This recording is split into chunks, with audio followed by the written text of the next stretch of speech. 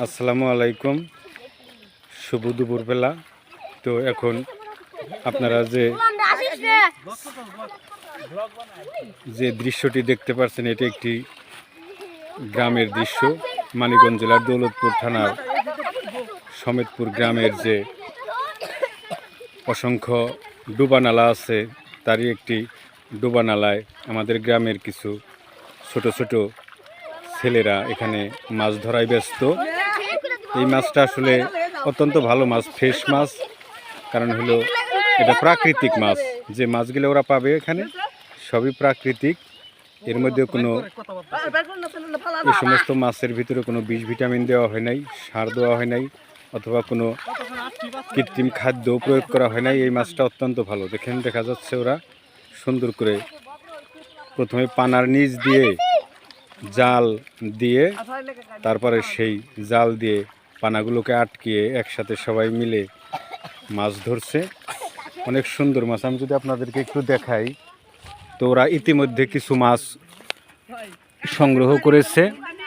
এই যে দেখা যাচ্ছে একবারে গ্রামের যে সুন্দর মাছগুলো এখানে আছে। টাকি মাছ, জিওল মাছ, রয়না মাছ, তারপরে আছে খুলশে মাছ, তারপরে আছে শোল আছে, ও একটা বোয়ালও দেখা যাচ্ছে। হ্যাঁ হ্যাঁ, একটা বোয়াল মাছও আছে। অনেকগুলো মাছ এখানে ওরা অলরেডি সংগ্রহ করেছে। তো দেখি আবার যে জাল দিয়ে আবার যে ধরার চেষ্টা করতেছে, সেখানে কি মাছ পাই আমরা একটু দেখব। তো মাছ মারা এটা একটা শখ। মাছ আসলে ওরা অলরেডি জাল চাপিয়ে এনেছে, একবারে কাছাকাছি নিয়ে এসেছে। আর কিছু পানা আছে, পানাগুলো ফেলে দিচ্ছে। দেওয়ার পরেই ভিতরে মাছগুলো দেখা যাবে। তো অনেক লোকজন চারিপাশে দেখতেছে মাছ মারা। তো ওই যার একজন, উনি আমাদের এক ভাবি, উনি হাত দিয়ে এই মাছ ধরতেছেন। ওনার সাথে দেখেন একটা পাত্র আছে, ভাসতেছে।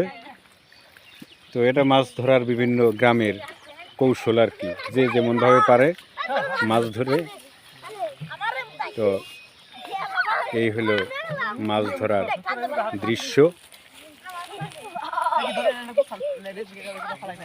আসলে ছোটবেলার এই খেলার ছলে কাজগুলো আসলে খুবই মনে পড়ে। আমরাও যখন ছোট ছিলাম এরকমই ধরেছি, মাছ ধরেছি। তো দেখি পরবর্তীতে কি কি মাছ ওরা ধরতে পারে। পরবর্তীতে অন্য একটি ভিডিওতে আমি দেখাবো। সবাই ভালো থাকবেন।